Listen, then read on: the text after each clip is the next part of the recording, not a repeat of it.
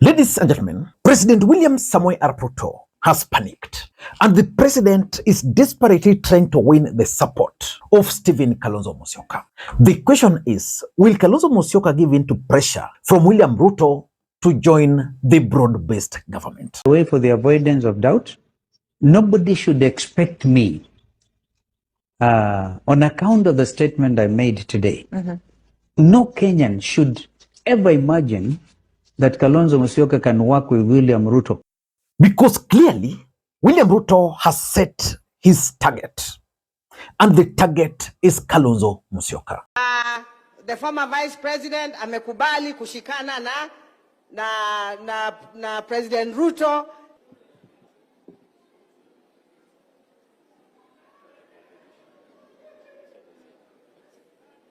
Ninasemaje? Tuelewane. Nimesemaje? Munanielewa?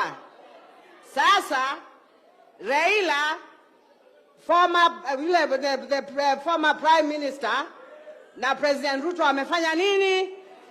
In this video, I want us to look at why William Ruto is desperately trying to look for Stephen Kalonzo Musyoka, because it's now in public domain. Mimi nimeona huyu Ruto anasumbua huyu Kalonzo. Anatuma ile mtu anaitwa Soprano ati akuja ongea na yeye.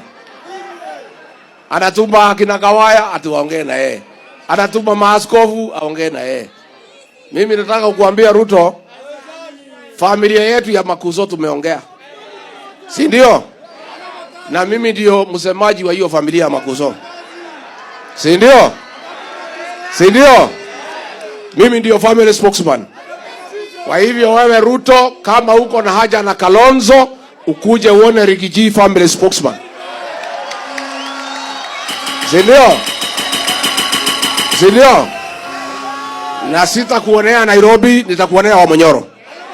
Kama Ruto nataka kuongea na mimi juu ya Kalonzo, ukuje mpaka Wamonyoro, tutaongea huko chini ya miti tukiangalia mlima. Mimi bado na jaribu namna hii.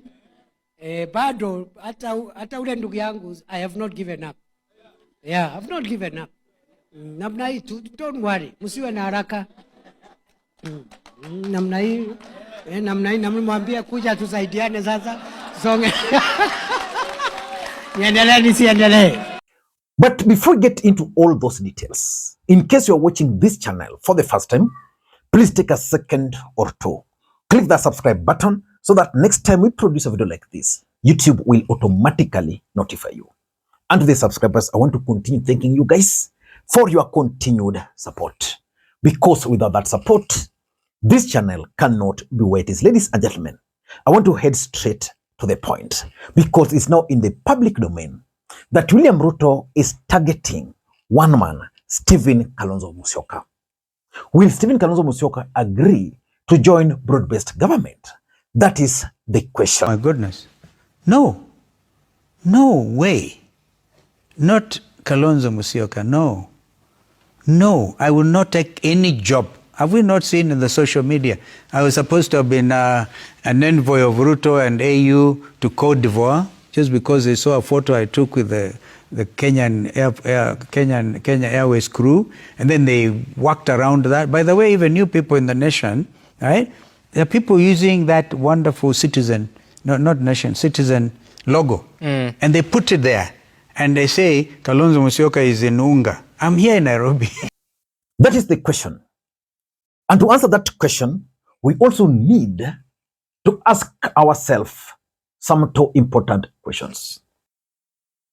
Can William Ruto offer Kalonzo Musyoka an offer which Kalonzo cannot resist?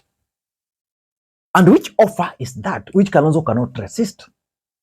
Of course, I know if William Ruto were to say today that Kalonzo Musyoka, I'm not running for the presidency in 2027, I want to wait, but in 2027, because I'm very unpopular, please step in. That offer is irresistible. Kalonzo can get it. But can Ruto offer that? The only offers Ruto can offer to Kalonzo, two, in my view. Number one, he can offer him running mate slot. That I'm running for the presidency, become my running mate, then I'm going to support you, maybe make public pronouncement that I'm going to support you in 2020, in 2032. That offer, Kalonzo might consider it, but that will only depend on the developments in the united opposition.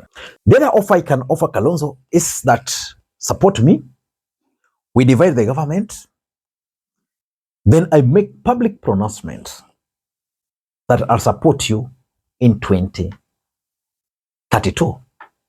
But we still remember, yangu 10, yako 10. Uhuru got his 10, he denied Ruto his 10.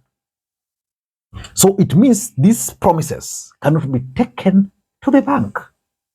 But why is William Ruto desperate for Stephen Kalonzo Musyoka? Why do you think he's trying to do everything possible to reach out to Stephen Kalonzo Musyoka? Because I'm also looking, even the move by Gideon Moi was part of strategy to force Kalonzo to support Ruto. Why am I saying that? Gideon Moi had the money which he was going to use on Kalonzo, media houses, and of course the Kanu networks. But why is William Ruto still panicking and trying to push to have Kalonzo on his side? Number one, Kalonzo Musyoka, currently in the Republic of Kenya, is William Ruto's biggest threat.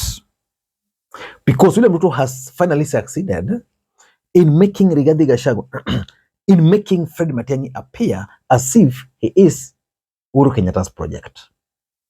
So in the opposition, the only person now remaining there is none other than Kalonzo. That is according to Ruto. And the biggest fear is that his biggest fear is that if Kalonzo were to be supported by Rigathi, and you add the rage against his government, big problem. So that's number one. Number two, William Ruto is trying to hurt Rigathi Gachagua where it matters the most. If you've been studying William Ruto, there's something he's been trying to do to Rigathi Gachagua.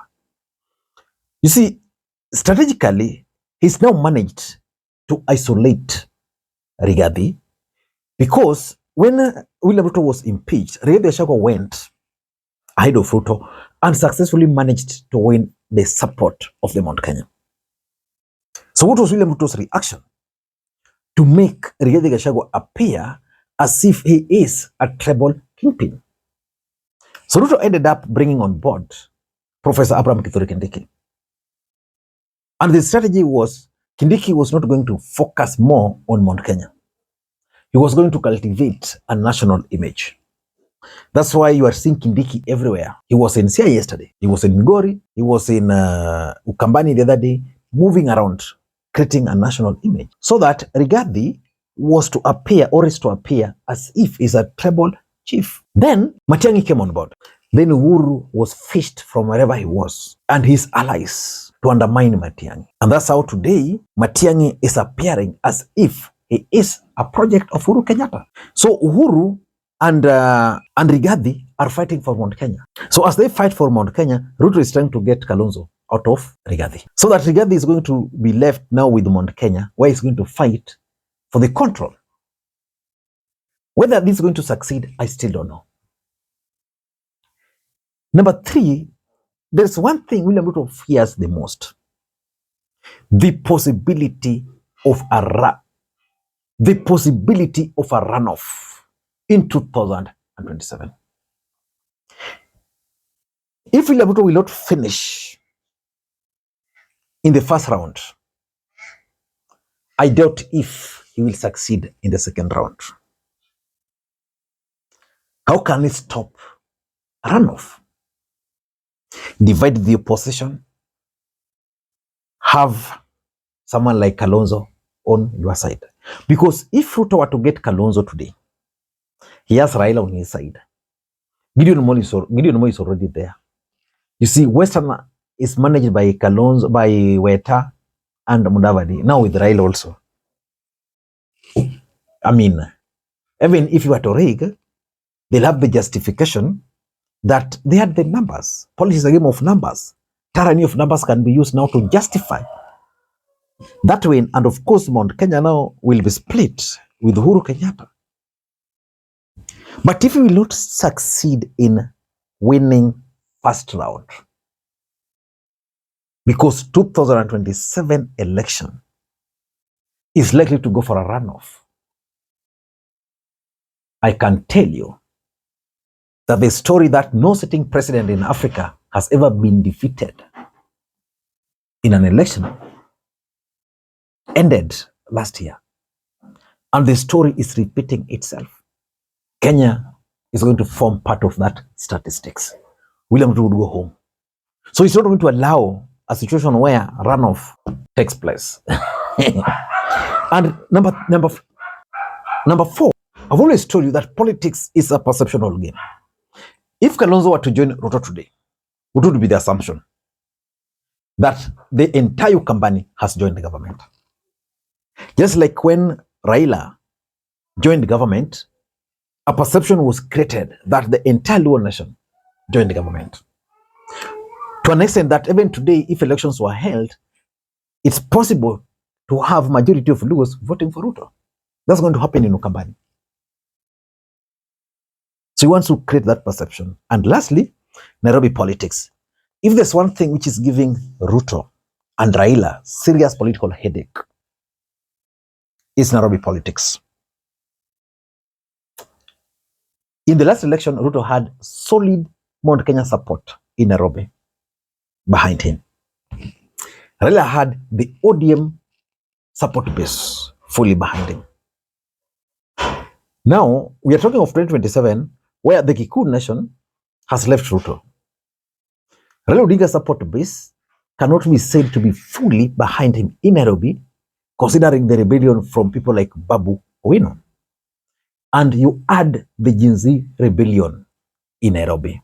That is the epicenter. That is where they stormed parliament. So the fear is, if they're not careful, then Nairobi might actually slip.